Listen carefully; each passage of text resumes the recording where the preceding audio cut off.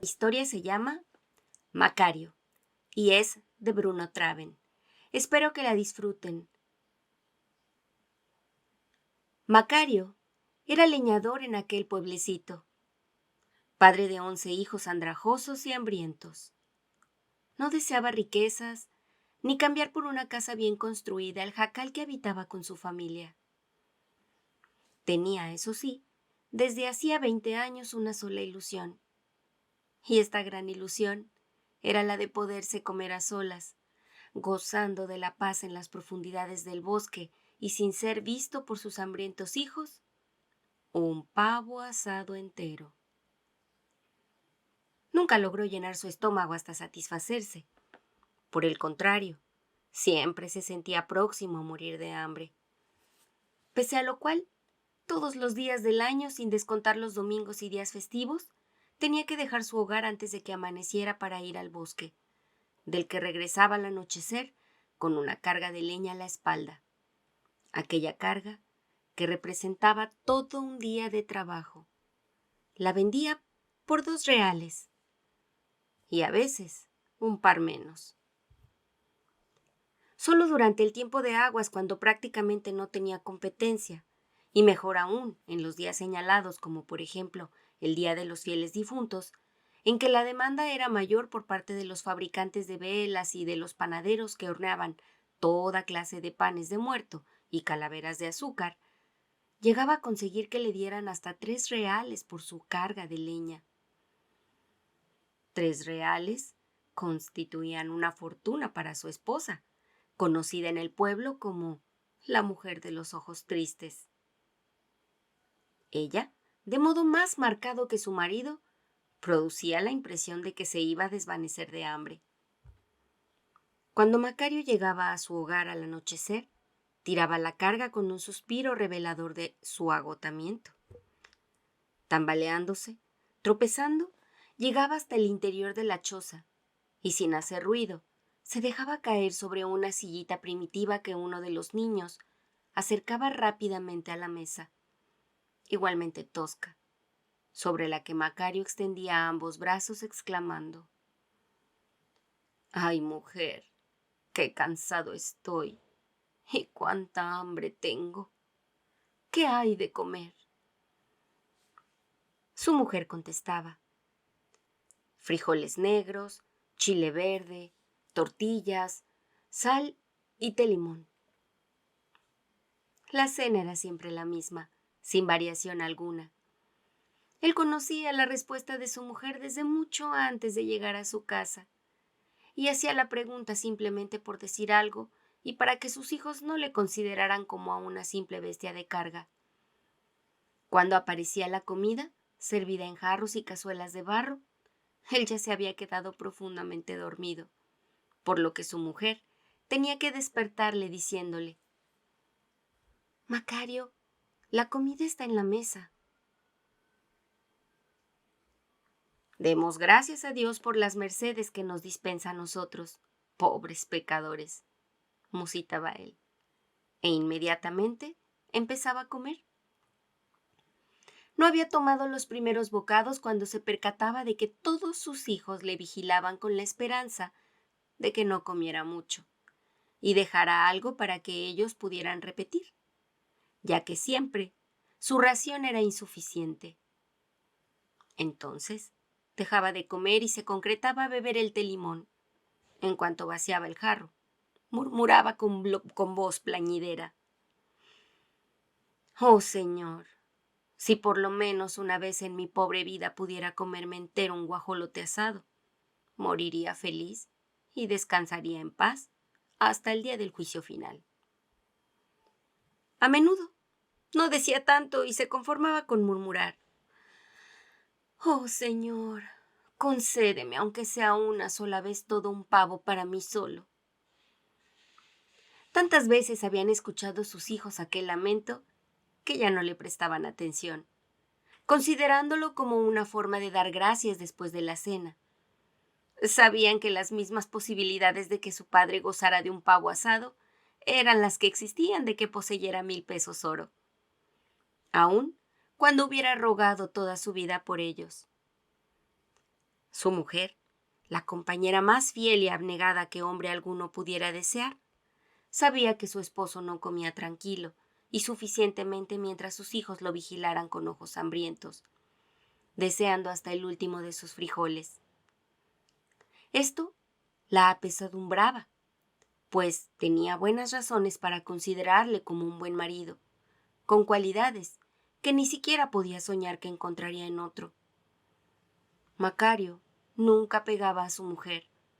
Trabajaba tanto como a un hombre le es posible hacerlo, y solamente los sábados en la noche solía reservarse 2 centavos para beberse un traguito de mezcal que ella misma compraba en la tienda, porque sabía que obtendría el doble de la cantidad que a él le darían por el mismo precio en la cantina del pueblo.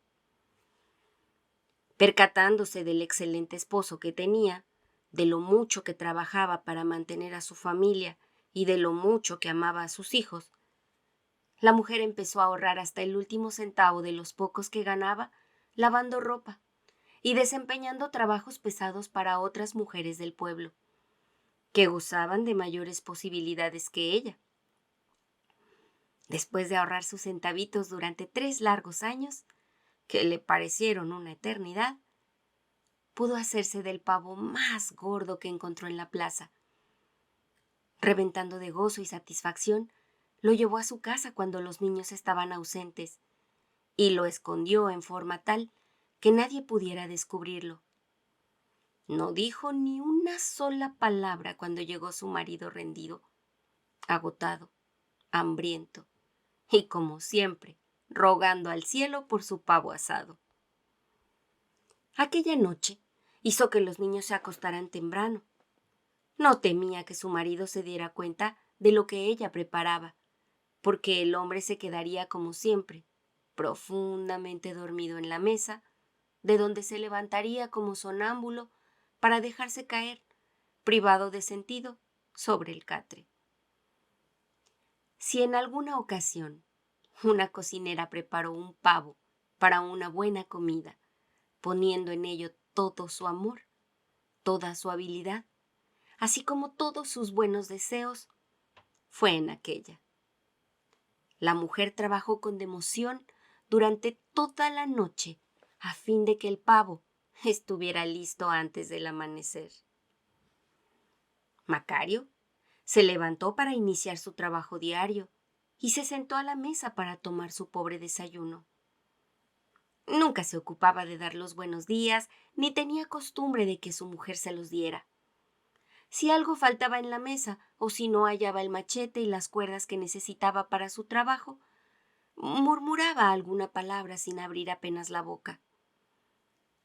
Como sus exigencias eran escasas, a pesar de que se expresaba con palabras muy limitadas, las absolutamente necesarias, su mujer le comprendía perfectamente sin incurrir jamás ni en la más leve equivocación. Hoy es tu santo, esposo querido. ¡Felicidades! Toma, aquí tienes el pavo asado que durante tantos años has deseado y por el que tanto has rogado. Llévatelo a lo más profundo de la selva para que nadie te moleste y puedas comértelo solo. Ahora, date prisa antes de que los niños lo vayan a oler y se enteren de que lo tienes, porque entonces no podrías dejar de compartirlo con ellos. ¡Anda, corre! Él la miró largamente con sus ojos cansados. Por favor y gracias eran términos que jamás empleaba. En cuanto a la idea de ceder un pedacito del pavo a su mujer, no tuvo cabida en su cerebro, porque su mente, acostumbrada a albergar no más de un pensamiento cada vez, estaba ocupada en aquel momento en el que su esposa le había sugerido de correr con su pavo antes de que los niños lo descubrieran.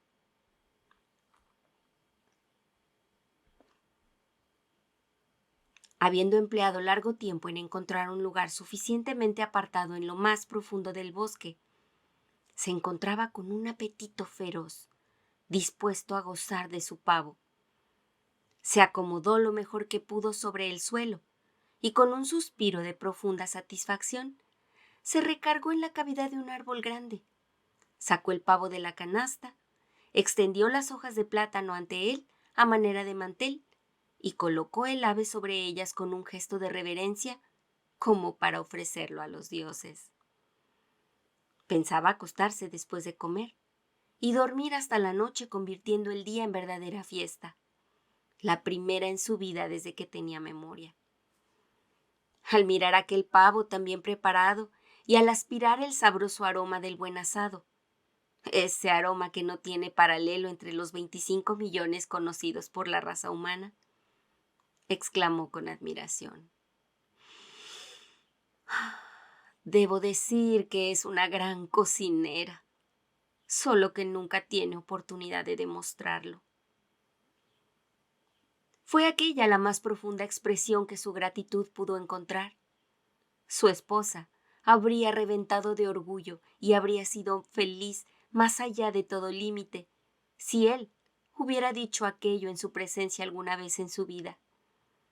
Pero eso no lo habría hecho él jamás, porque en presencia de ella las palabras se resistían a salir de sus labios. Se había lavado las manos en un arroyo cercano y todo estaba a punto para aquella solemne ocasión, en que se verían colmados los deseos de un hombre capaz de rogar durante largos años para que se le concediera tan gran merced.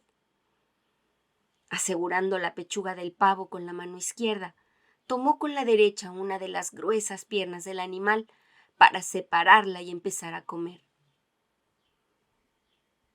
Cuando intentaba hacer esto, se percató de la presencia de 2 pies humanos posados escasamente a 2 metros de él. Recorrió con la vista los pantalones negros y ajustados que cubrían unas botas cortas de montar hasta el tobillo, y encontró, para su sorpresa, que pertenecían a un charro que observaba la operación que practicaba el pavo. El charro se tocaba con un sombrero de enormes alas, ricamente bordado de oro, y vestía una chaquetilla de cuero con hermosa botonadura, del mismo metal, y bordada de plata y sedas multicolores.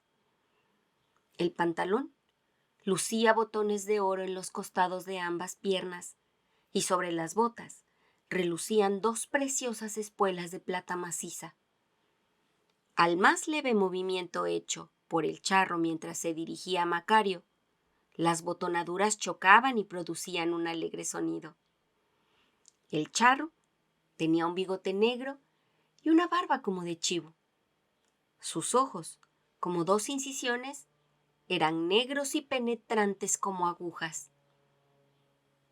Cuando Macario miró a la cara del extraño, éste sonrió maliciosamente con sus labios delgados.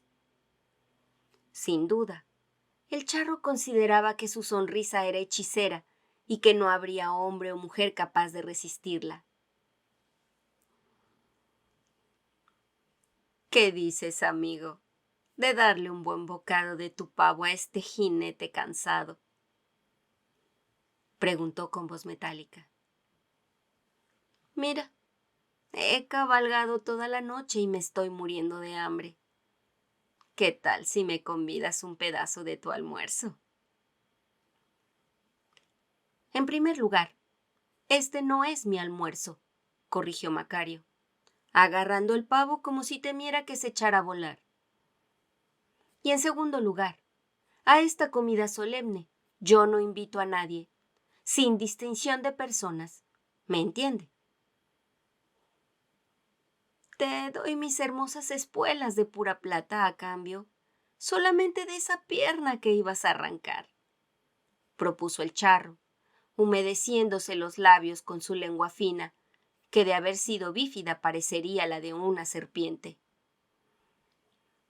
Las espuelas no me sirven para nada, aunque sean de hierro, acero, plata u oro incrustado de diamantes, porque no tengo caballo que montar. Macario apreciaba bien su pavo asado. Bien, entonces arrancaré una pieza de la botonadura de oro de mi pantalón y te la daré a cambio de la pechuga de tu pavo. ¿Qué dices? Esa moneda de oro no me favorecerá en nada. Si alguien me ve con una sola de esas monedas de su botonadura, me meterán a la cárcel y me torturarán hasta que les diga dónde la robé. Y después me cortarán una mano por ladrón.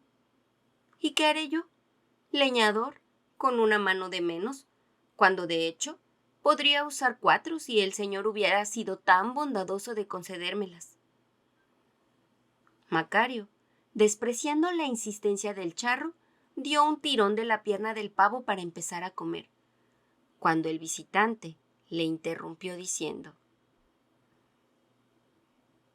«Mira, amigo, estos bosques me pertenecen, estos y todos los de la comarca. Pues bien, estoy dispuesto a dártelos a cambio de un alón del pavo y de un puñado del relleno. Todos mis bosques solamente por eso». «Miente usted, forastero. Estos bosques no son suyos. Pertenecen al señor, pues de otro modo yo no podría cortar leña y proveer de combustible a los habitantes del pueblo. Y si fueran de usted y me los regalara o me los diera a cambio de una parte de mi pavo, ello no remediaría mi situación, porque tendría que seguir trabajando como lo he hecho toda la vida». El charro insistió: «Escúcheme, buen amigo». «Oiga», interrumpió Macario con impaciencia, «ni usted es amigo mío, ni yo lo soy de usted. Ni lo seré mientras viva, entiéndalo bien. Y ahora, vuélvase al infierno de donde vino y déjeme gozar en paz de esta comida solemne». El charro hizo una mueca horripilante. Juró soezmente y maldiciendo al mundo y a la raza humana, y se fue. Macario le siguió con la vista hasta que hubo desaparecido. Moviendo la cabeza murmuró: «¿Quién creyera que por estos bosques pueden andar tipos tan chistosos? En fin, hay que convencerse de que al crear este mundo, el Señor necesitó de toda clase de gentes». Suspiró y agarró la pechuga del pavo con la mano izquierda, como antes lo hiciera, tomando con la derecha una de las piernas. Nuevamente volvió a darse cuenta de la presencia de 2 pies frente a él, exactamente en el mismo sitio en que solo unos segundos antes se había parado el charro. Los pies que ahora veía iban calzados con guaraches muy maltratados, que ponían de manifiesto las andanzas de su dueño. Aquellos pies correspondían sin duda a un hombre muy fatigado, porque parecían hundirse sobre sus arcos. Macario levantó la vista y se encontró con un rostro muy sincero y agradable, orlado de una barbilla rala. El caminante vestía de manta muy vieja, pero bien limpia. Su apariencia era la de cualquier campesino de la región. Los ojos de Macario quedaron prendidos a los del peregrino, como si los de éste tuvieran un poder mágico, y a través de ellos el leñador descubrió que en el corazón de aquel hombre pobre se hallaban reunidas todas las bondades del cielo y de la tierra. En sus pupilas brillaba un pequeño sol dorado, algo como una abertura que le invitase a uno a asomarse por allá al cielo y contemplar a Dios en toda su gloria. Con una voz en la que parecían escucharse las notas de un órgano lejano, el visitante le dijo: «Dame, buen vecino, como yo habré de darte algún día. Tengo hambre, mucha hambre, porque según puedes ver, amado hermano, vengo desde muy lejos. Dame, por favor, la pierna que tienes en la mano y te bendeciré por ello. Con eso podré satisfacer mi hambre y recuperaré las fuerzas, porque todavía tengo que andar mucho para llegar a la casa de mi padre». «Caminante, es usted un hombre muy agradable, el más bondadoso de los hombres que he conocido y conoceré», dijo Macario como si estuviera orando ante la Virgen. «Entonces, mi buen hombre, Dame siquiera la mitad de la pechuga de tu ave, porque sin duda a ti no te hará mucha falta. Oh, mi querido peregrino, dijo Macario gravemente, como dirigiéndose por primera vez al personaje que él considerara el más elevado del mundo, a un arzobispo, aunque en realidad jamás había visto o conocido alguno. Si usted, mi reverendísimo señor, pretende asegurar que en realidad nada pierdo, le contestaré con muchísima pena y a la vez con toda humildad, porque no hallo otra respuesta que darle, que está usted equivocado. Sé perfectamente que jamás debiera hablarle en esa forma a usted, porque es tanto como blasfemar. Sin embargo, no puedo evitarlo. Tendría que hablar así aunque me costara la entrada al cielo, porque la voz y los ojos de usted me obligan a decir la verdad. Usted sabe, señor, que no puedo perder ni siquiera el más pequeño pedacito de este pavo. El ave, y yo le ruego que comprenda, me fue dada con la intención de que la comiera entera yo solo. Dejaría de estar completa si yo regalara aunque fuera un solo pedacito del tamaño de una uña. Toda mi vida he rogado por un pavo, y compartirlo ahora, después de haber orado toda la vida para obtenerlo, sería destruir la felicidad de mi fiel y buena esposa, que se ha sacrificado hasta lo increíble para hacerme este gran regalo. Así pues, señor mío, le ruego que perdone usted el pensamiento de este pobre pecador. Se lo ruego. El peregrino miró a Macario y le dijo: Yo te comprendo, Macario hermano. Te comprendo y te bendigo. Puedes comer tu pavo en paz. Pasaré por tu pueblo, me asomaré a tu choza y bendeciré a tu buena mujer y a tus hijos. Que Dios sea contigo hoy, mañana y hasta tu último día sobre la tierra. Macario, después de seguir con la vista hasta perderlo, al peregrino solitario, movió la cabeza y se dijo: Realmente me da pena. Estaba tan cansado y hambriento, pero yo nada podía hacer. Habría insultado a mi esposa. Además, yo no podía haber dejado ni la pierna ni parte de la pechuga, porque entonces habría dejado de tener el pavo entero.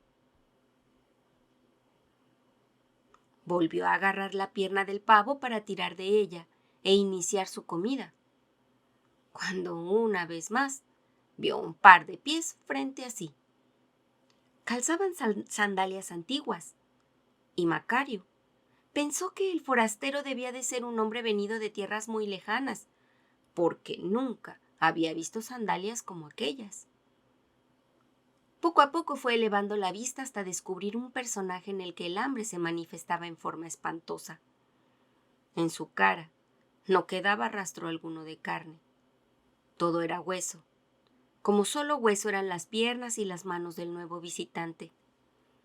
Sus ojos parecían dos grandes agujeros oscuros cavados en aquella cara descarnada. La boca estaba constituida por dos hileras de recios dientes descubiertos por la carencia de labios. Se apoyaba en un largo bastón de caminar. Iba cubierto por una túnica azulina, de una tela que no era ni algodón, ni seda, ni lana, ni material alguno conocido por Macario. Del cinturón, descuidadamente colocado alrededor de la túnica, colgaba una caja de caoba muy maltratada, de la que partía el tic-tac de un reloj. Fue aquella caja que este personaje traía, en lugar del reloj de arena, que Macario esperaba ver, lo que confundió sus ideas acerca de quién podía ser el nuevo importuno. Al comenzar a hablar, el forastero lo hizo con una voz semejante al sonido producido por el choque pesado de dos trozos de madera. ¡Ay, compadre! Tengo tanta hambre, muchísima hambre.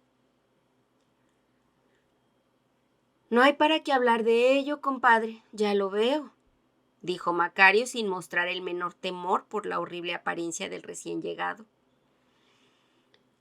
Ya que puedes verlo, no dudarás de que necesito algo en el estómago. ¿No quieres darme esa pierna del pavo que te disponías a cortar?, preguntó el extraño visitante. Macario, lanzando una exclamación desesperada y levantando los brazos con el gesto de un ser humano, vencido después de tenaz lucha, dijo: «Está bien». Y con voz plañidera agregó: «¿Qué puede hacer un mortal contra el destino?». Nada. Tenía que sucumbir finalmente. Ya lo presentía. No hay escape posible. Hubiera podido gozar de gran ventura, pero el destino no lo quiso y así debe ser. Nunca tendré un pavo entero para mí solo. Nunca, nunca. Así pues, ¿qué hacer? Bien, compadre, llénese la barriga. Yo bien sé lo que es tener hambre. Nunca he tenido otra cosa en mi vida. Siéntese, siéntese frente a mí. Tome el pavo, es suyo. Gócelo. ¡Ay, compadre! ¡Qué delicia! ¡Qué agradable!, exclamaba el visitante restregándose las manos y sentándose frente a Macario. Al hablar, movía sus hileras de dientes como si tratara de sonreír o de triturar algo. Macario no pudo explicarse lo que significaba aquella mueca de su huésped. Era difícil saber si pretendía con ello mostrar su agradecimiento o su alegría al verse a salvo de un seguro desenlace fatal causado por inanición. «Partiré en dos el ave», dijo Macario al mismo tiempo que procedía rápidamente a hacerlo, pues temía la llegada de un tercer pedigüeño que redujera su porción a una tercera parte. «Vuelva su cara hacia atrás, por favor, compadre», recomendó Macario a su huésped inesperado, «porque voy a poner mi machete en medio de las dos partes y usted me dice cuál de las dos desea, si la del lado del filo de mi machete o la otra, porque así me parece más justo. Que usted escoja, ¿sabe? Para evitar dificultades o pleitos que yo no quiero. ¿Le parece bien, compadre?». «Perfectamente», contestó el convidado volviendo su cara hacia un lado e indicando a Macario la parte por él elegida. Comieron juntos, y fue aquella una comida alegre, salpicada de flores, de ingenio y de chistes jugosos por parte del huésped, así como de grandes risas y carcajadas por parte del anfitrión. «¿Sabe usted, compadre?», dijo Macario. «Al principio me desconcerté porque la figura de usted no está de acuerdo con la idea que tenía formada de muchos retratos que he visto de usted en la iglesia. Esa caja de caoba que llega usted colgada del cinturón con un reloj dentro me confundió y me dificultó el que lo reconociera prontamente. ¿Qué ha hecho usted de su reloj de arena si no es indiscreción?». «Ninguna indiscreción. No hay secreto en ello alguno. Y si lo deseas, puedes decir al mundo lo que ocurrió con él. Verás, hubo una guerra en Europa, lugar que es precisamente por sus eternas guerras la parte del mundo en donde mis cosechas son mayores. Pues bien, ocurrió que en una cierta batalla tuve que correr de un lado para otro como si todavía fuera joven. Fui de la seca a la meca hasta quedar completamente extenuado y casi loco. Por ello, no disponía de mucho tiempo para cuidar de mi persona, como lo he hecho siempre para conservarme bien. Y parece que una bala de cañón, mal disparada por un artillero inglés borracho, se estrelló contra mi reloj de arena, y lo averió de tal modo que ya no fue posible al viejo herrero Plutón, a quien gustan esa clase de trabajos, componerlo. Busqué por donde quiera, pero no pude encontrar uno nuevo, pues han dejado de fabricarlos y solo existen algunas imitaciones que se usan como adorno entre otras chácharas inservibles. Traté de sacar uno de algún museo, pero me enteré horrorizado de que todos eran imitaciones y no había ninguno auténtico. Perdón, compadre, ¿qué es un museo? Ah, eso. Pues te diré. Mira, Macario, son grandes salas que en muchos países europeos tienen los gobiernos para exhibir todo lo que han robado de otros países o que se han llevado como botín de guerra de los pueblos vencidos. En algunas naciones de América los tienen para que malos funcionarios tomen lo que les gusta y se lo lleven a su casa. Dejó de hablar durante algún rato, olvidándose del tema de su conversación, entretenido en saborear un bocado de carne blanca. Al cabo de la pausa continuó. ¿En qué íbamos, compadre? En los museos, en que todos los relojes de arena que había en los museos eran falsos, puras imitaciones. Ah, cierto. Así pues, me encontraba sin un reloj de arena, pero la buena suerte volvió a mi lado. Sucedió que poco tiempo después visité a un capitán que se hallaba sentado en su cabina, mientras su barco se hundía y la tripulación, a salvo en los botes, se alejaba remando. Aquel capitán, como todo buen capitán británico, se hundía con su barco haciendo las últimas anotaciones en el libro de bitácora. Cuando me descubrió parado a su derecha, me dijo: «Bien, señor, parece que ha llegado mi hora». «Así es, capitán», confirmé, sonriendo para hacerle el trance menos pesado y para que olvidase a los que dejaba. Entonces miró su cronómetro y dijo: «Señor, solamente le pido que me conceda 15 segundos más para escribir las últimas líneas en mi diario». «Concedido», repuse yo. Él se sintió feliz de poder escribir la hora exacta, que era lo que le faltaba. Entonces yo, viéndolo tan feliz, le pregunté: «Dígame, capitán, ¿querría usted darme su cronómetro? Creo que podrá prescindir de él ahora que para nada lo necesita. A bordo del barco que guiará de ahora en adelante, el tiempo carecerá de importancia. Se lo pido porque habrá usted de saber que mi reloj de arena fue deshecho por la bala de un cañón británico, y creo justo obtener a cambio de él un cronómetro inglés». Ah, ¿entonces cronómetro le llaman ustedes a un relojito de esta clase? No sabía eso tampoco, interrumpió Macario. Sí, Dijo su acompañante sonriendo con los dientes desnudos. la única diferencia es que un cronómetro es 100 veces más exacto que cualquier reloj común. Bueno, compadre, ¿dónde íbamos otra vez? Ah, en que le pidió usted al capitán del barco su Cronómetro, correcto.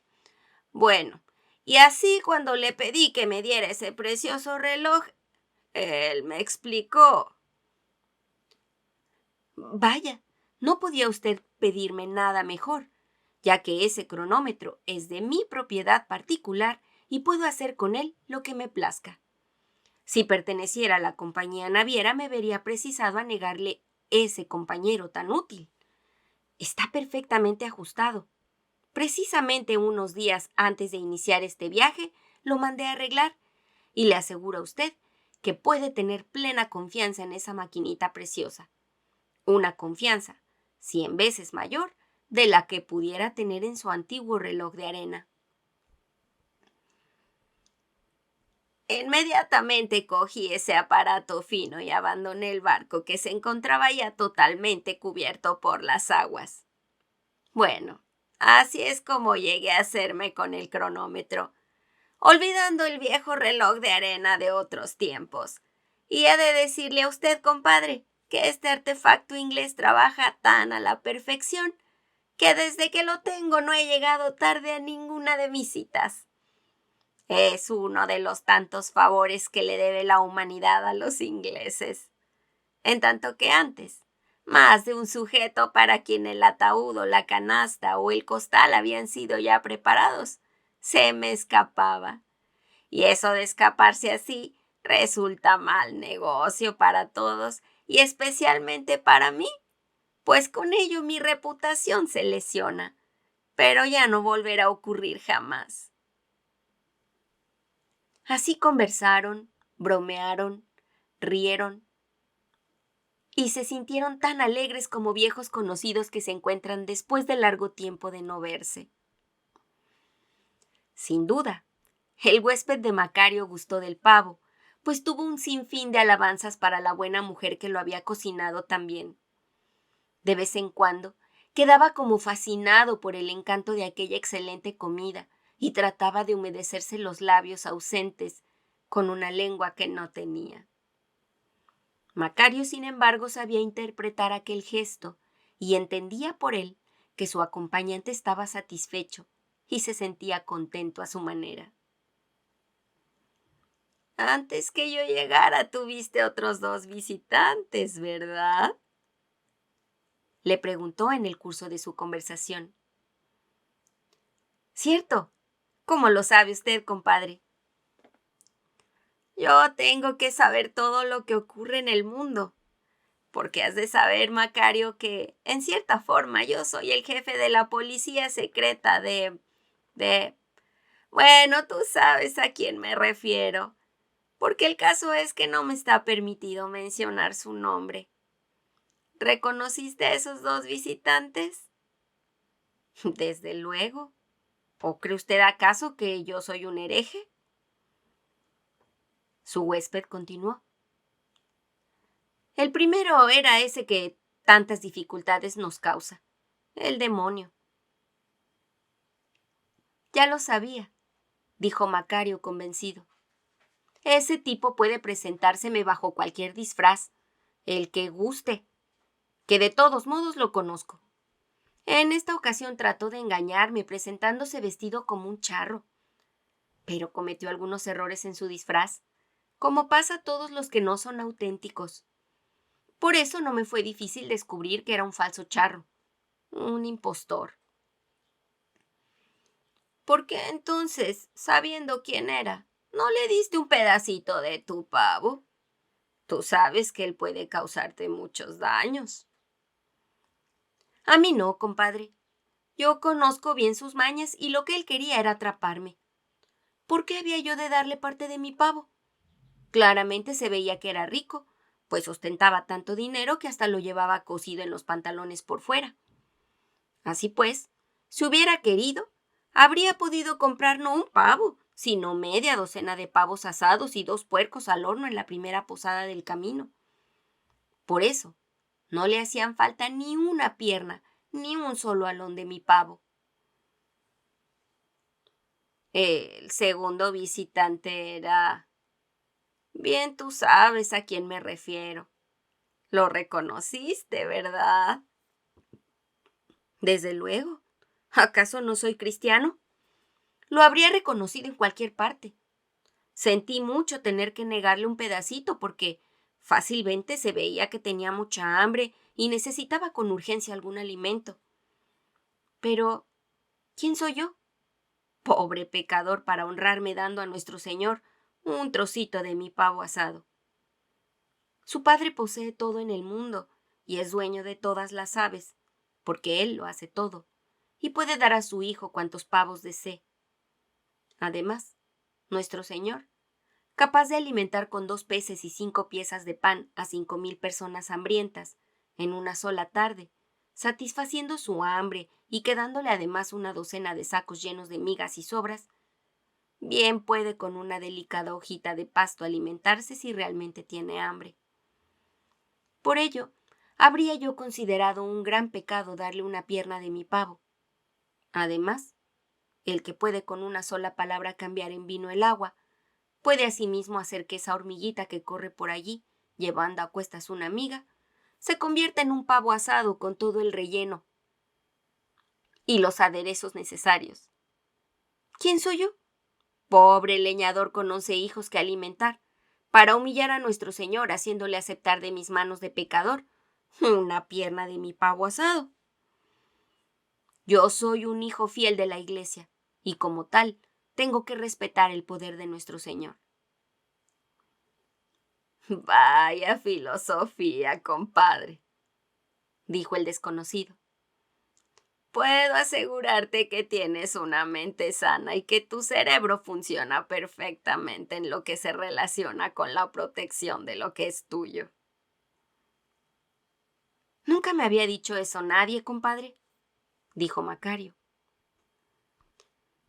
Lo único que me intriga ahora es tu actitud hacia mí, dijo el visitante limpiando el hueso de un alón con sus recios dientes. Lo que quiero decir es que, bueno, ¿por qué me diste la mitad de tu pavo cuando solamente unos minutos antes habías negado hasta un alón al diablo y a nuestro Señor? ¡Ah! Exclamó Macario, subrayando con un ademán su exclamación. Eso es diferente. La cosa con usted es distinta por una razón. Yo soy humano y sé lo que es el hambre y lo que es sentirse morir de necesidad. Además, yo nunca he sabido que usted tenga poder para crear o transformar alguna cosa. Usted no es más que un servidor obediente del Supremo Juez. Tampoco tiene usted dinero para comprar algo, porque ni siquiera tiene bolsillas en su traje o lleva algún morral consigo. Es cierto que he tenido el mal corazón de negar a mi mujer un bocado del pavo que ella preparó para mí con todo su amor. Tuve el mal corazón de hacerlo, porque siendo delgada como es, no se ve ni en una pequeñísima parte tan hambrienta como usted. Tuve voluntad suficiente para no darles a mis pobrecitos hijos, siempre deseosos de comer, algunos bocados de mi pavo, porque a pesar de lo hambrientos que están, ninguno está ni en una pequeñísima parte tan hambriento como usted. Vamos, compadre, vamos, dijo el huésped, haciendo visibles esfuerzos por sonreír con los labios que no poseía. No le des tantas vueltas al asunto. Eres en verdad muy ingenioso. Pero dime la verdad. No temas lastimarme. Tú dijiste, cuando empezaste a hablar, que atendiendo a una razón me habías convidado. Ahora dime, ¿cuál es la otra? Bien, compadre, contestó Macario. En cuanto le vi, comprendí que no me quedaba tiempo de comer ni una sola pierna y que tendría que abandonar el pavo entero. Cuando usted se aparece, ya no da tiempo de nada. Así pues pensé, mientras él coma, comeré yo. Y por eso partí el pavo en dos. El convidado miró a su anfitrión con sorpresa retratada en las profundas cuencas abandonadas por los ojos. Sonrió y estalló después en una carcajada cordial, haciendo un ruido semejante al producido por los golpes de un bastón sobre un barril. Por el gran Júpiter, compadre. ¡Qué listo eres! No recuerdo haber encontrado otro más listo desde hace largo tiempo y que supiera esquivar tan hábilmente su última hora. Ni siquiera me tuviste miedo. Realmente mereces que yo te seleccione para prestarme cierto servicio. Un servicio que hará mi existencia solitaria menos aburrida de vez en cuando. Habrás de saber, compadre, que alguna vez gusto de jugar bromas a los hombres. Bromas que no hieren a nadie y que me divierten haciendo que mi trabajo sea menos monótono, ¿comprendes? Creo que sí. ¿Sabes lo que voy a hacer para compensarte justamente por la comida que me has ofrecido tan generosamente? ¿Cómo, compadre? Oh, por favor, señor, no me haga su ayudante. No haga eso, por favor. Cualquier otra cosa que desee usted bien, pero que no sea ayudarlo. Yo no necesito ayudantes y nunca los tuve. No, se trata de algo bien distinto. Te convertiré en doctor. En un gran doctor capaz de eclipsar a todos esos médicos y cirujanos sabiondos que tan a menudo me hacen desagradables jugarretas con la idea de ridiculizarme. Eso es lo que voy a hacer, a convertirte en doctor. Y te prometo que te recompensaré tu pavo 1.000.000 de veces. Al terminar de hablar, se levantó, caminó unos 20 metros, miró al suelo seco y arenoso por aquella época del año y dijo: Compadre, trae acá tu guaje. Sí, esa botella que tienes y que parece hecha de una rara calabaza. Pero antes tira el agua que hay en ella. Macario obedeció y se aproximó a donde el visitante lo esperaba. Este dio unos 7 golpes con el pie sobre la tierra y se mantuvo quieto durante algunos minutos, al cabo de los cuales brotó de la tierra seca y arenosa un chorro de agua cristalina. Dame tu guaje, ordenó el forastero. Se acercó al chorro de agua y llenó el recipiente de Macario. Operación para la que se necesitó algún tiempo, porque el gollete del guaje era muy estrecho. Cuando estuvo lleno, el visitante se arrodilló, golpeó la tierra con una mano e hizo desaparecer el agua. Después dijo: volvamos al sitio donde comimos, compadre. Una vez más, se sentaron juntos en el suelo. El forastero tendió a Macario el guaje. Este líquido, Macario, hará de ti el médico más notable del siglo. Una sola gota bastará para curar cualquier enfermedad. Y si digo cualquier enfermedad, me refiero a aquellas consideradas como incurables, como fatales. Pero entiende, y entiéndelo bien, compadre, una vez que se haya agotado la última gota, no podrás obtener ni una más, por lo que el poder curativo que tienes habrá terminado para siempre. A Macario no le había impresionado lo más mínimo aquel gran regalo y vaciló antes de tomarlo. No sé si deba aceptar esto de usted, porque habrá de saber, compadre, que yo he sido feliz a mi modo. Cierto que he sufrido de hambre toda mi vida, que siempre me he cansado y que he tenido que luchar constantemente para mantener a mis hijos. Pero eso ocurre a todas las gentes de mi clase. Aceptamos esta vida, porque fue la que nos dieron, y nos sentimos felices a nuestra manera, porque siempre estamos procurando hacer algo bueno de una cosa malísima, y en la que aparentemente no cabe esperanza alguna. El pavo que acabamos de comer era la ambición más grande de mi vida. Nunca mis deseos fueron más allá de un pavo asado con todos sus aderezos para comerlo yo solo, en paz, sin tener alrededor los ojos hambrientos de mis muchachos, contando hasta el último bocado que me echo al estómago. Pero ahora no pudiste disfrutar de tu pavo completo. Me diste la mitad y en esa forma tu mayor ambición sobre la tierra no se te ha cumplido. Pero usted sabe bien, compadre, que yo no podía elegir, tratándose del personaje que me pedía compartiera con él mi comida, dijo Macario con una sonrisa burlona en los labios. Su huésped le devolvió la sonrisa, o por lo menos trató de hacerlo admitiendo: Tal vez tengas razón, hombre, y tal vez no la tengas.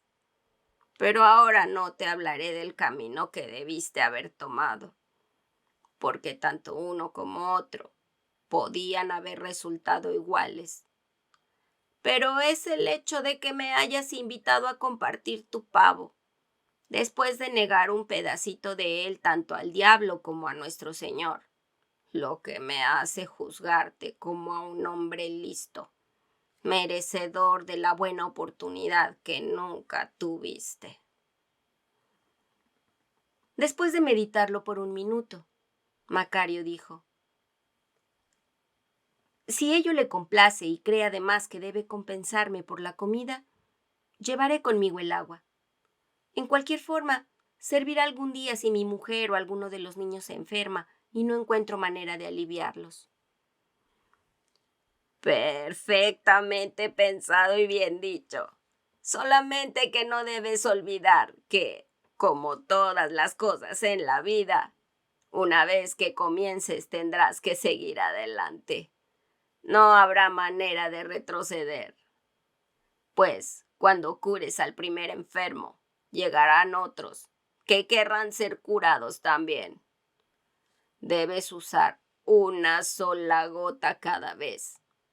Te verás acosado por los que sufren y no podrás negarte. Conozco el mundo. Es el mismo desde que me encomendaron el trabajo que desempeño. Nada ha cambiado y nunca cambiará respecto a la actitud de los mortales. Cuida bien el don que te doy. Macario escuchaba atentamente todas las advertencias. Su acompañante continuó hablando. Algo más, compadre. Recuerda que esta medicina es la compensación por el medio pavo que me diste.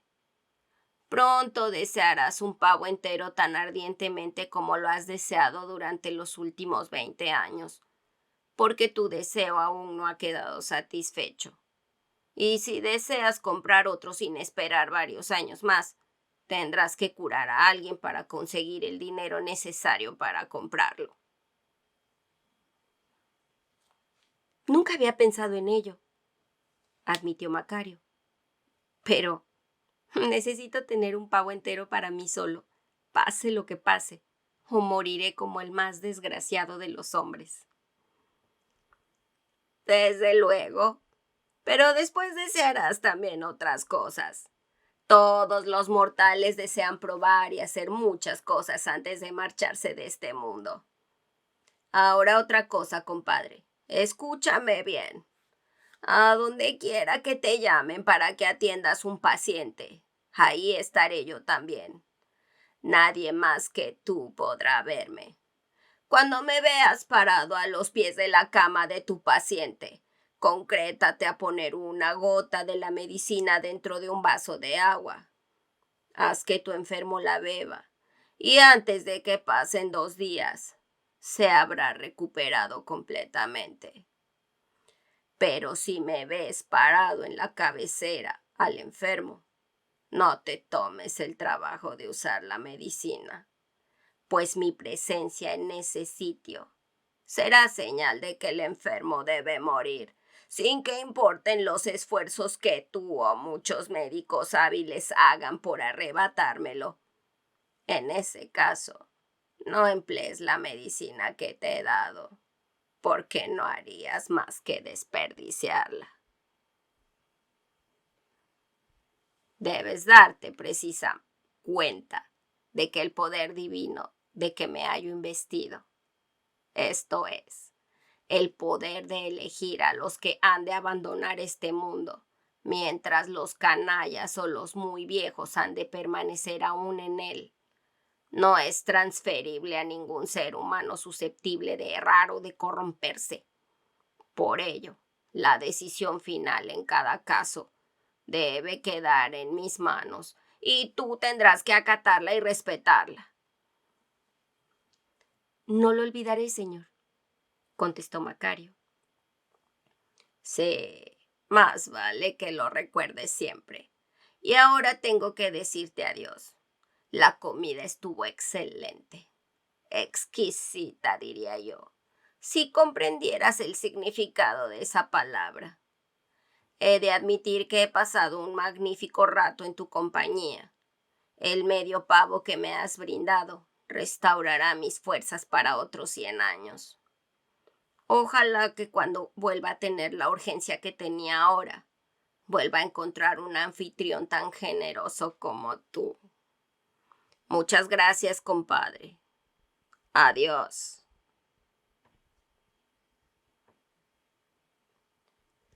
Aquella tarde, regresó a su casa sin leña. Su mujer no tenía ni un centavito para los alimentos del día siguiente, los que se obtenían siempre con el producto de la venta de la leña llevada la tarde anterior. Pero no le reprochó su pereza. En aquellos momentos estaba invadida por una sensación encantadora. Por la tarde, cuando lavaba los andrajos de los niños, un extraño rayo dorado, que al parecer no partía del sol, había penetrado todo su cuerpo, y al mismo tiempo había oído dentro de su corazón las dulces notas de una canción venida de muy lejos. A partir de aquel momento, sintió como si caminara suspendida en el espacio, y no podía recordar haber gozado jamás de la serenidad de espíritu que la invadía. No comunicó nada de cuanto le ocurría a su marido. Lo guardó para sí como una propiedad sagrada. Cuando sirvió la cena, su rostro se hallaba iluminado aún por aquel rayo dorado. Hasta su marido se percató de ello, cuando la miró casualmente, pero no hizo comentario alguno porque estaba demasiado ocupado pensando en sus experiencias de aquel día. Antes de acostarse aquella noche, más tarde que de costumbre, ya que había dormido bien durante el día allá en el bosque, su esposa le preguntó tímidamente: ¿Cómo estuvo el pavo, querido esposo? ¿Por qué preguntas eso? ¿Qué quieres decir?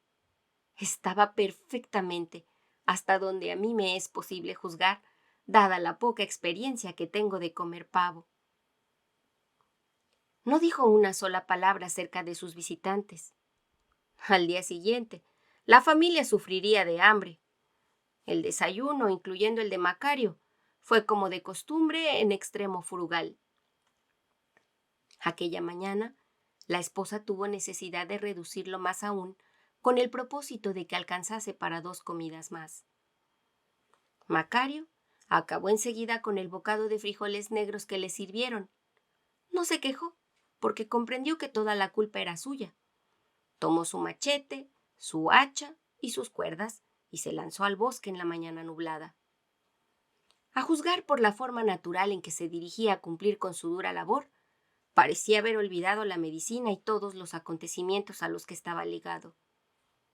Apenas había dado unos cuantos pasos cuando su mujer lo llamó y le dijo: «Macario, tu guaje todavía está lleno de agua. ¿Quieres que la tire y le ponga otra nueva?», preguntó mientras jugaba con el tapón. «Sí, está lleno todavía», admitió él sin temer ni por un instante que su esposa obrara con precipitación tirando el precioso líquido. «Ayer bebí en el arroyito. Dame el guaje lleno como está». Caminó del bosque y a una regular distancia de su casa, que era la última en aquel lado del pueblo, escondió el guaje entre la maleza, enterrándolo. Aquella noche regresó con la mayor carga de buena leña que había conseguido en muchos meses.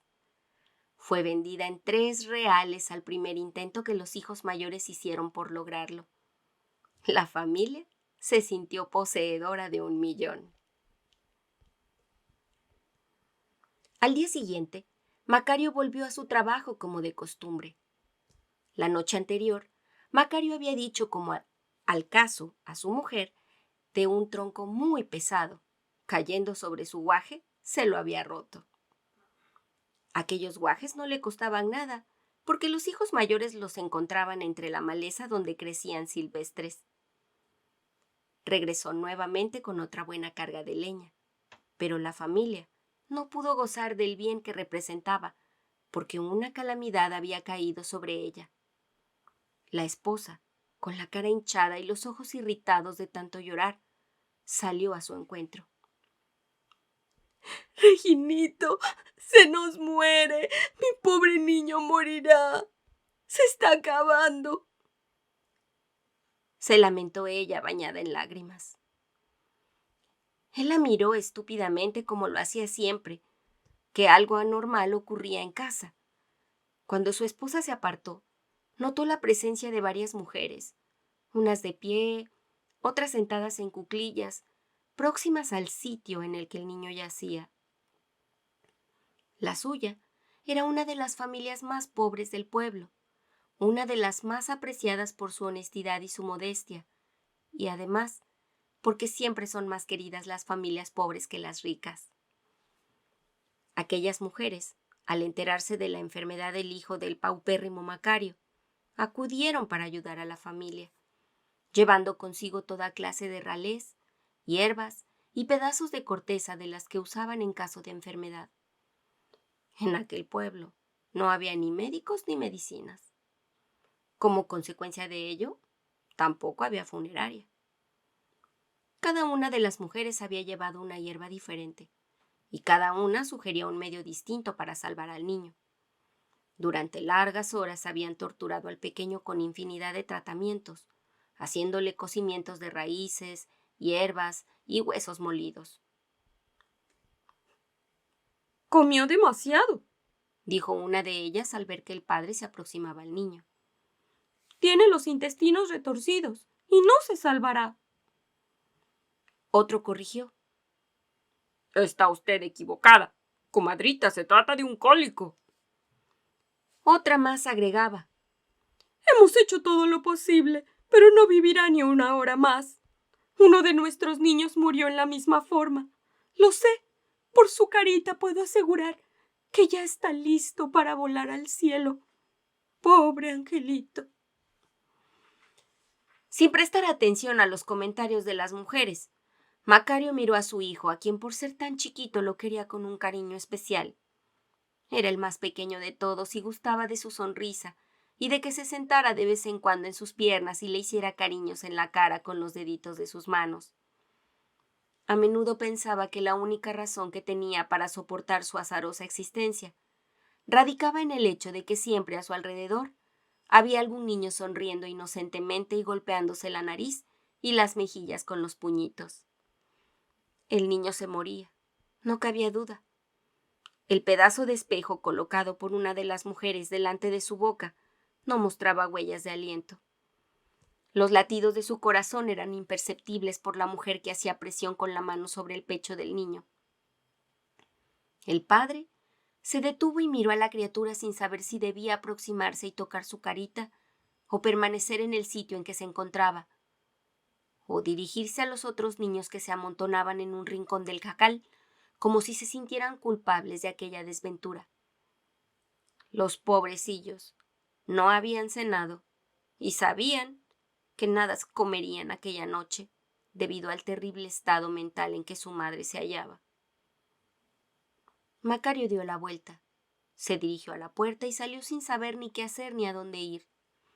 La aglomeración en su casa no le permitía permanecer en ella. Estaba rendido de la dura jornada, tanto que sentía que las rodillas se le doblaban. Caminó automáticamente por la vereda que conducía al bosque para encontrar la paz que necesitaba. Al llegar al sitio en que por la mañana había enterrado el guaje, buscó el punto exacto. Lo sacó y con una rapidez de movimientos olvidada hacía muchos años regresó al jacal.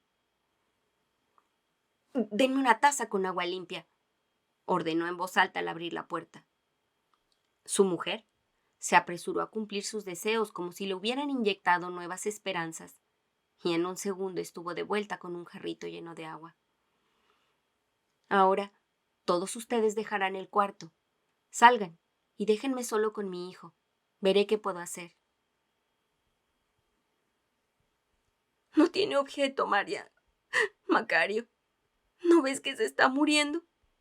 Más vale que te arrodilles y reces mientras expira», aconsejó su esposa. «Han oído lo que dije y lo harán», contestó él secamente, cortando así toda nueva protesta. Nunca le había oído su esposa hablar tan bruscamente. Casi asustada, obligó a las otras mujeres a que salieran del cuarto. Macario se le quedó solo. Levantó la vista y vio a su invitado parado al lado opuesto. Este miró a Macario a través de los negros agujeros que tenía por ojos. Vaciló, se encogió y lentamente se dirigió como si pesara aún su decisión hacia los pies del niño. Y allí permaneció unos segundos, mientras el padre vertía una dosis generosa de la medicina dentro del jarrito de agua. Al ver que su amigo desaprobaba aquello con un movimiento de cabeza, Macario recordó que la dosis no debía exceder de 1 gota, cantidad suficiente para curar. Pero era demasiado tarde. El líquido no podía restituirse a la botella porque se había mezclado con agua fresca. Macario levantó la cara del niño y forzó su boquita exánime, abriéndola y vertiendo un poco de líquido dentro de ella, cuidando de que no se desperdiciara.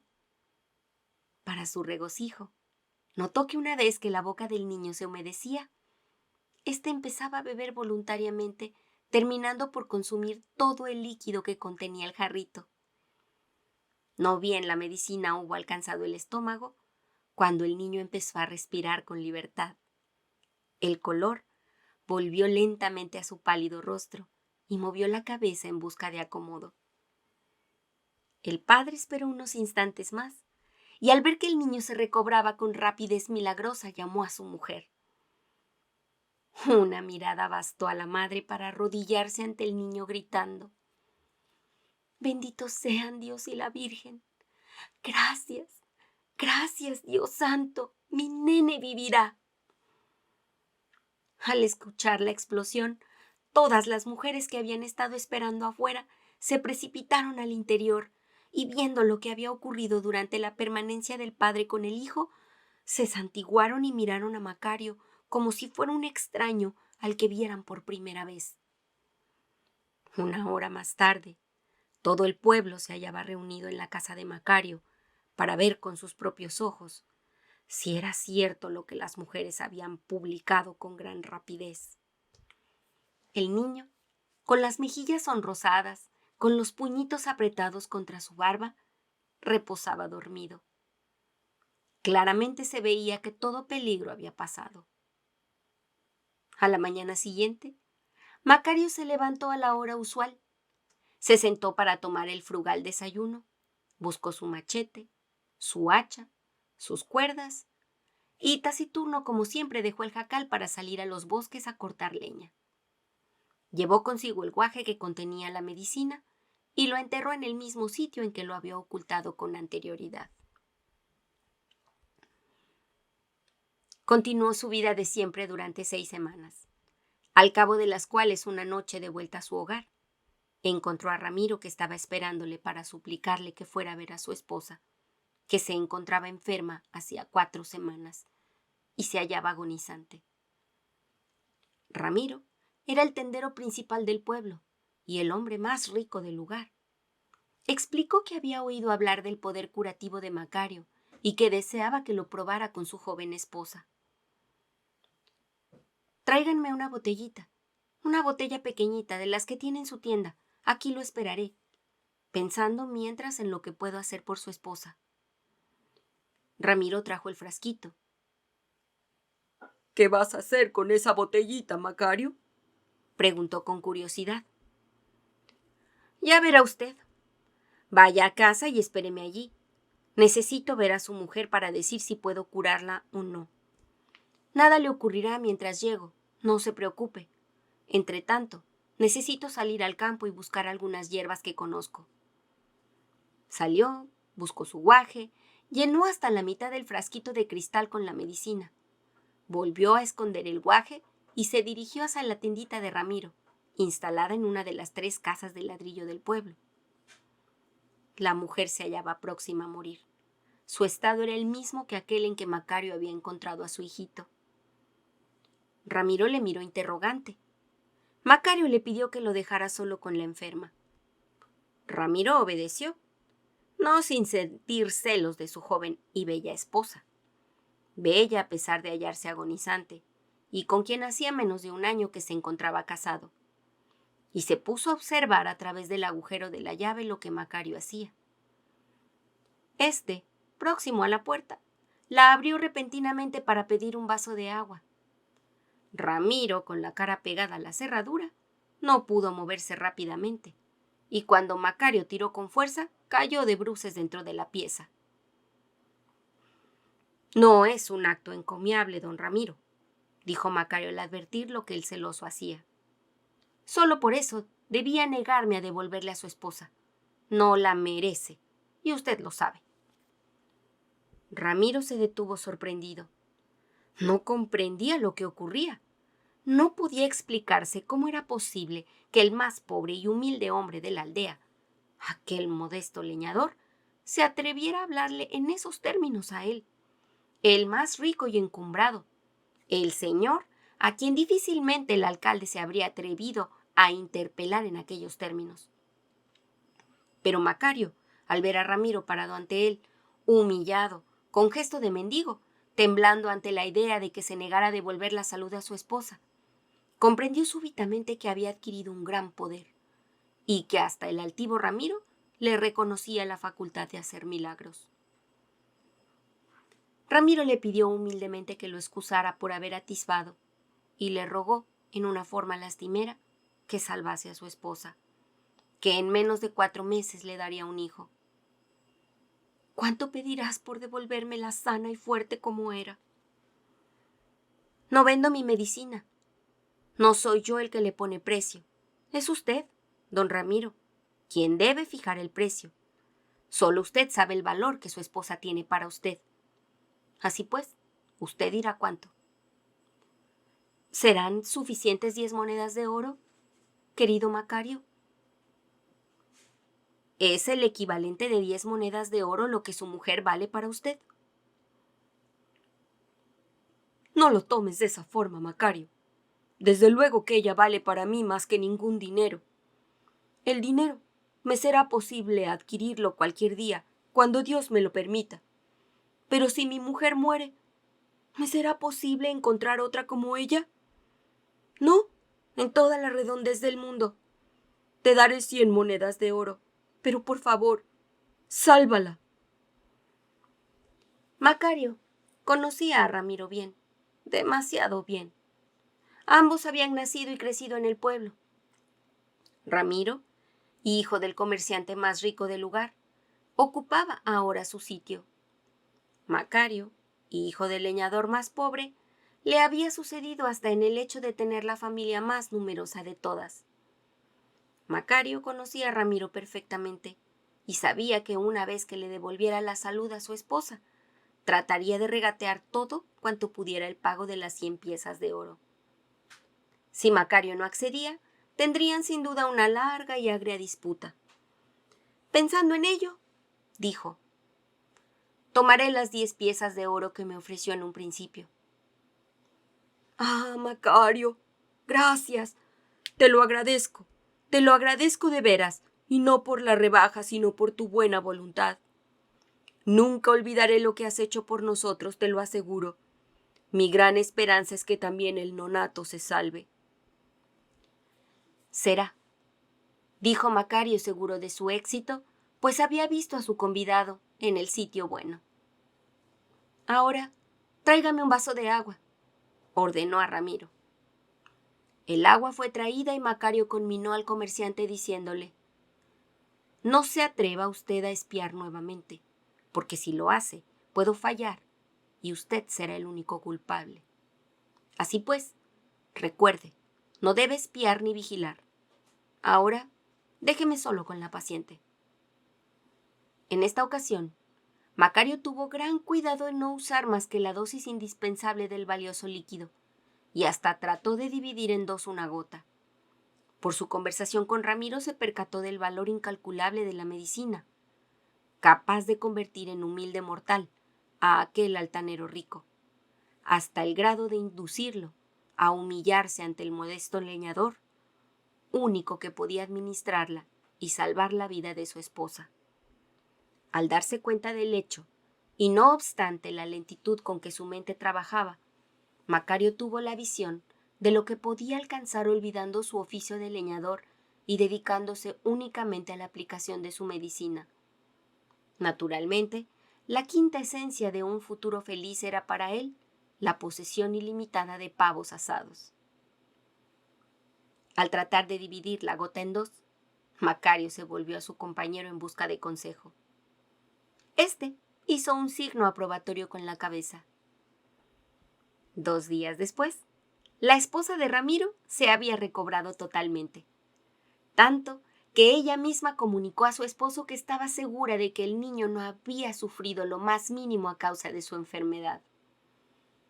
Ramiro entregó a Macario con gran regocijo las 10 monedas, no solo sin regatear un ápice, sino agregando 1000 gracias. Invitó a toda la familia a su tienda, en donde todos, esposo, esposa e hijos, tomaron tanto de lo que deseaban como pudieron transportar en sus brazos. Además, ofreció una espléndida cena a la que fueron invitados de honor. Después, Macario pudo construir una buena casa y obtener algunas parcelas, cuyo cultivo emprendió, pues Ramiro le facilitó 100 piezas de oro con bajísimo interés. Bueno, existía otro interés bien alto. Ramiro le hacía el préstamo no solo por gratitud. Era demasiado buen negociante para soltar su dinero sin la perspectiva de buenas ganancias. Se daba cuenta de que Macario tenía un gran porvenir y que retenerlo por todos los medios en el pueblo, obligando así a la gente a que viniera a consultarle, en vez de dejar que él fuera a la ciudad, representaría una gran inversión. Confiado en el próximo auge de la ciudad, Ramiro agregó a los muchos giros de su negocio los de hospedaje y bancarios. Comerció con la habilidad de Macario y ganó. Ganó más allá de lo que había imaginado. Fue él quien hizo toda la propaganda necesaria para concentrar la atención de las gentes en las cualidades de Macario. Bastaron apenas unas cuantas cartas enviadas a amigos, comerciantes, para que una procesión de enfermos desahuciados llegaran al pueblo con esperanzas de curación. Pronto, fue fácil para Macario el construirse una verdadera residencia rodeada de parques y jardines. Sus hijos tuvieron maestros de latín y de varias ciencias y fueron después enviados a las universidades de París y Salamanca. Las cosas ocurrían tal y como su huésped de un día le había prometido. Aquel medio pavo le era recompensado más allá de lo concebible.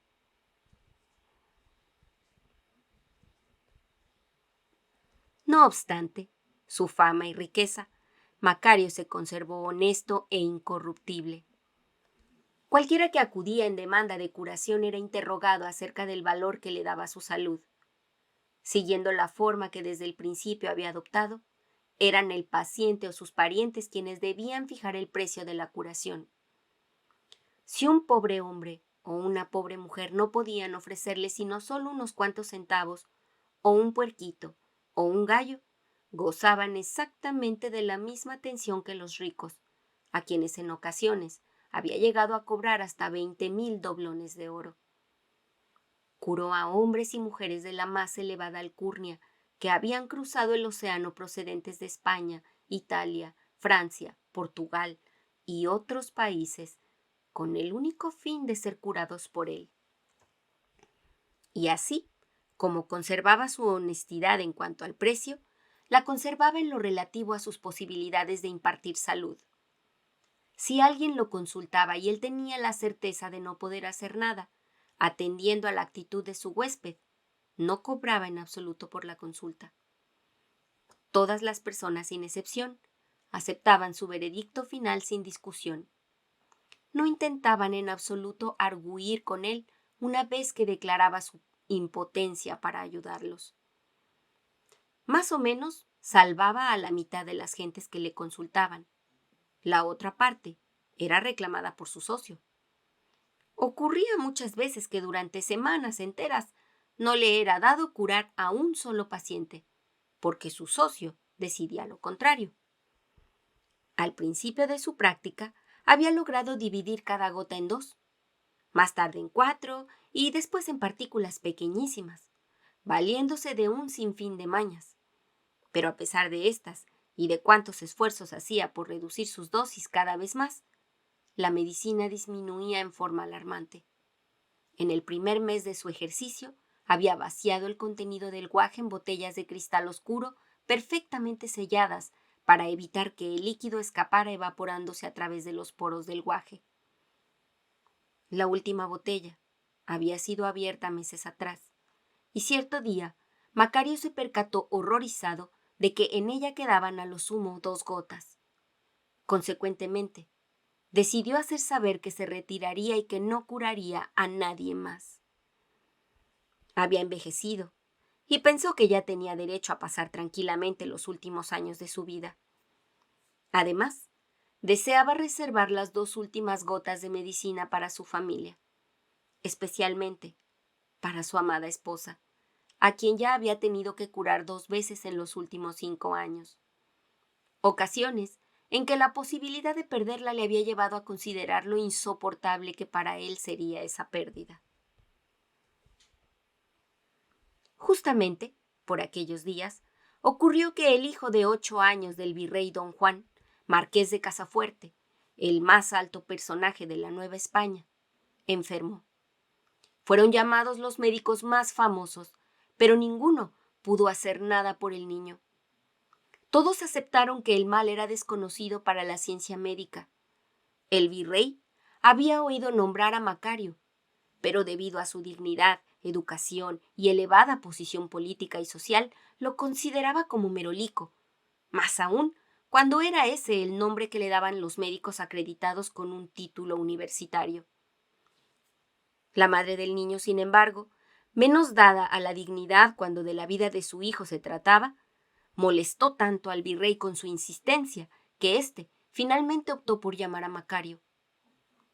Macario no gustaba de viajar. Raramente dejaba su pueblo y cuando lo hacía era para dirigirse no muy lejos.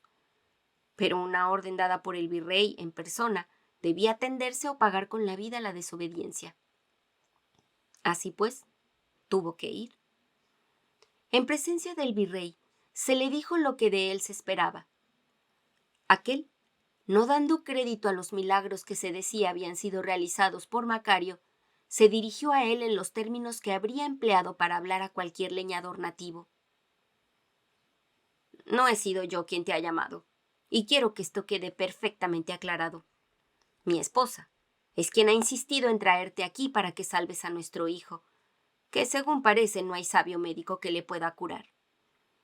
Quiero que comprendas claramente ahora que en el caso de que en realidad cures a nuestro hijo, te daré la 4ª parte de mi fortuna, y tendrás, además, derecho a pedir cualquier cosa que te guste en palacio, no importa cuál sea ni qué valor tenga.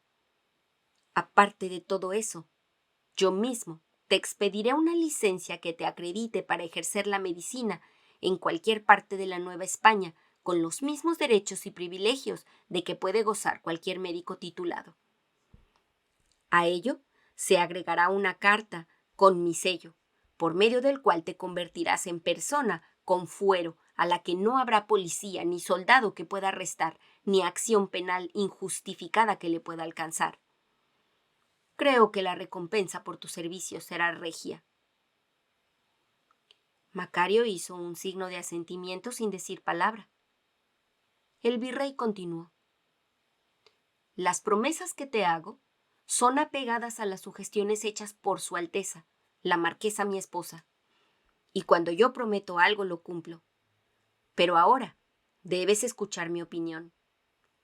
Si fracasas en salvar a mi hijo, te entregaré al alto tribunal de la Inquisición, bajo el cargo de hechicería y de pacto con el diablo, por lo que serás quemado vivo públicamente en la Alameda.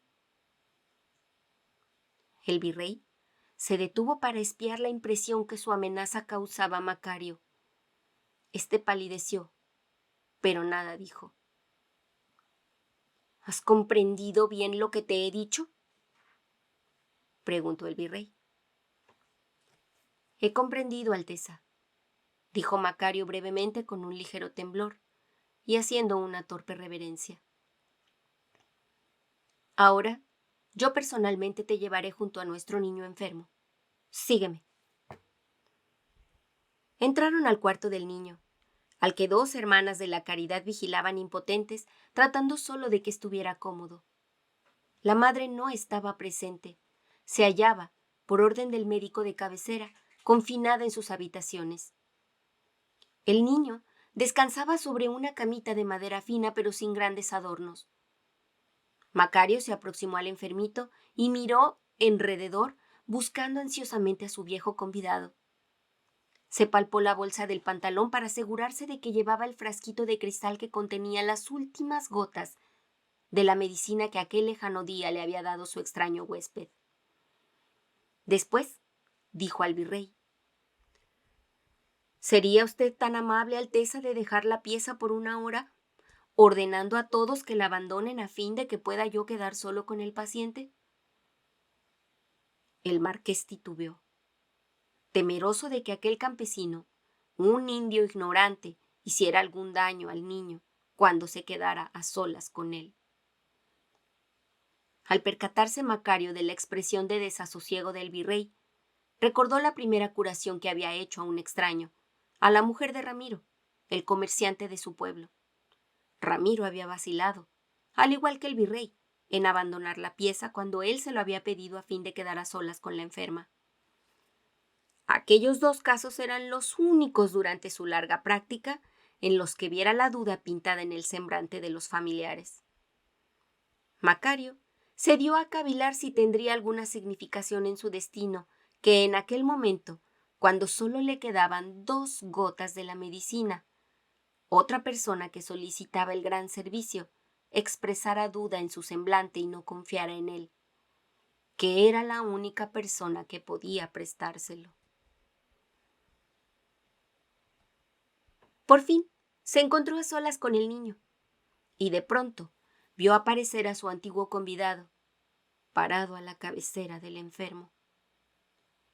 No habían vuelto a hablar entre sí una sola vez desde aquella en que compartieran el pavo. Siempre, cuando se encontraban en la pieza de un enfermo, se concretaban a caminar unas cuantas miradas. Macario nunca le había pedido favores especiales, nunca le había reclamado a alguno de los enfermos que aquél decidía llevarse. Hasta había dejado que tomara 2 de sus nietecitos sin la menor protesta.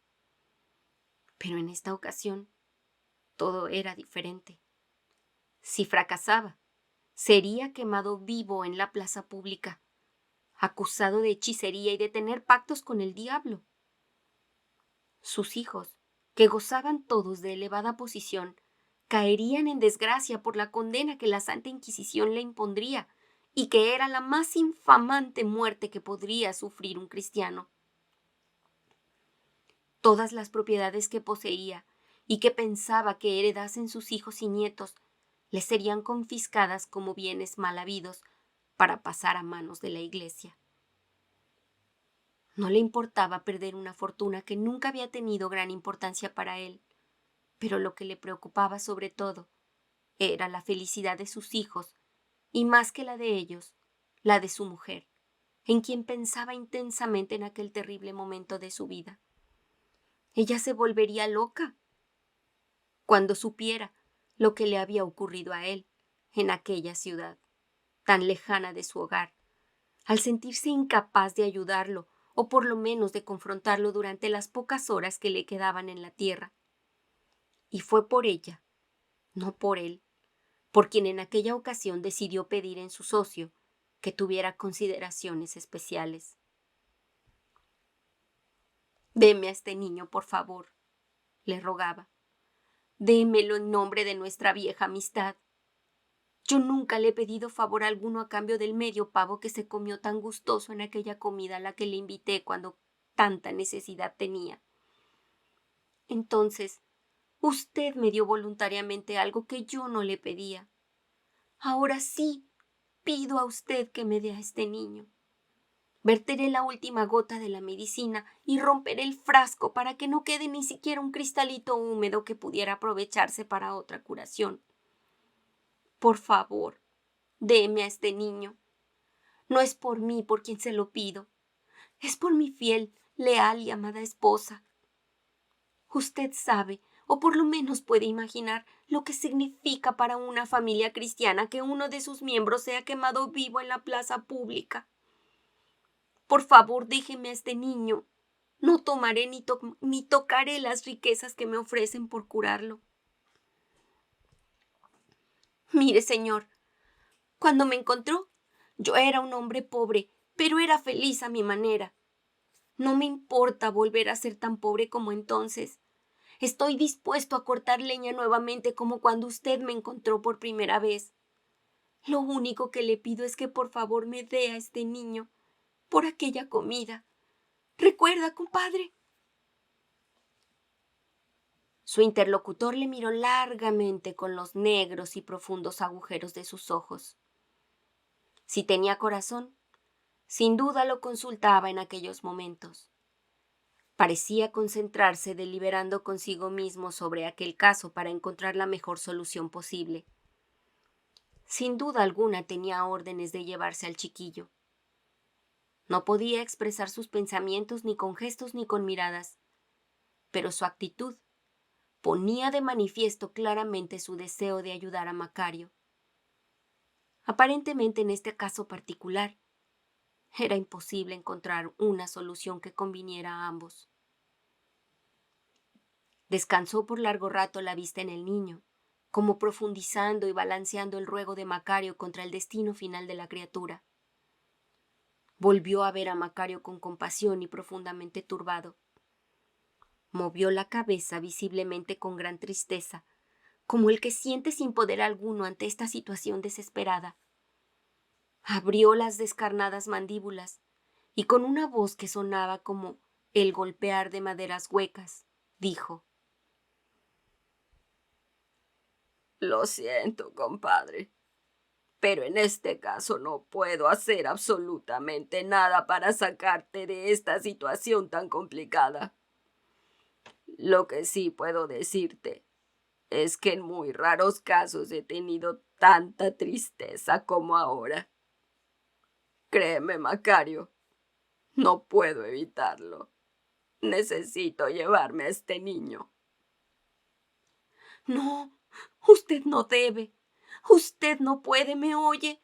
No puede llevarse al niño, gritó Macario desesperado.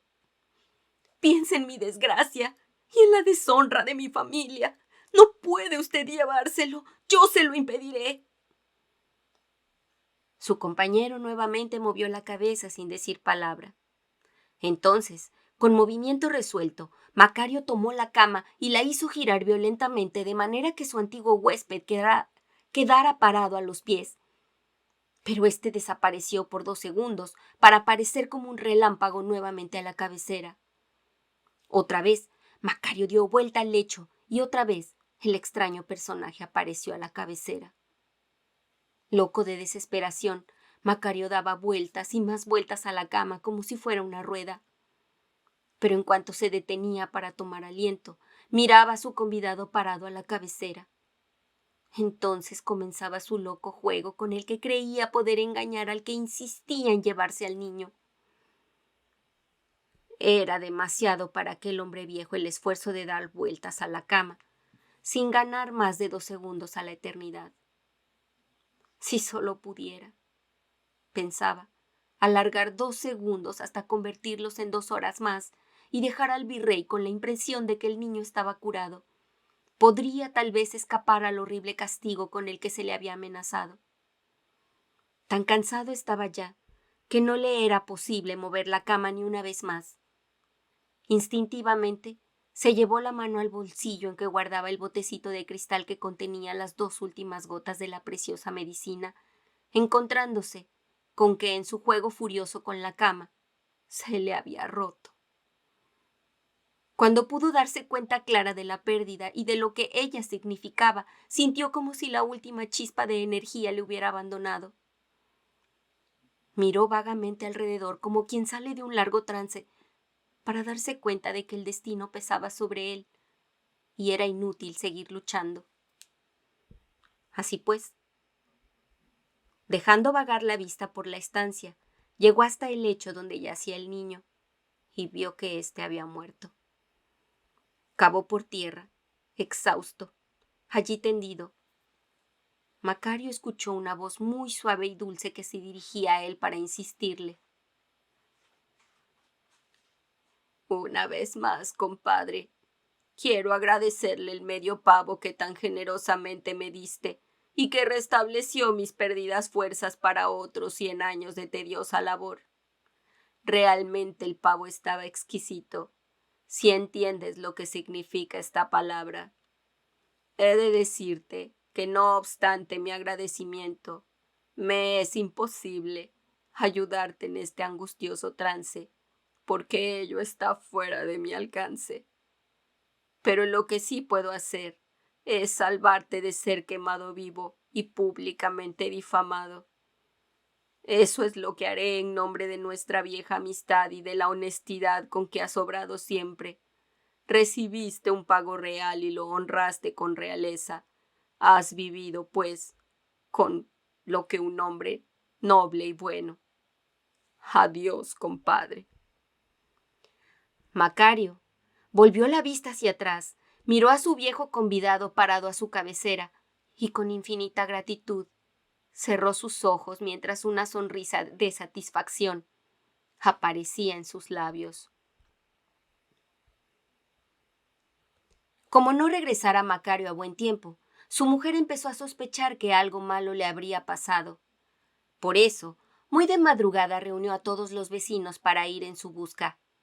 Llevaban buscando largo rato cuando lo encontraron, cerca de un arroyo en lo más intrincado del bosque. Estaba cómodamente apoyado en el hueco de un viejo árbol. Aparentemente dormía, y a juzgar por la sonrisa de felicidad dibujada en sus labios, soñaba algo muy agradable. Pero al acercarse, su mujer notó que estaba muerto.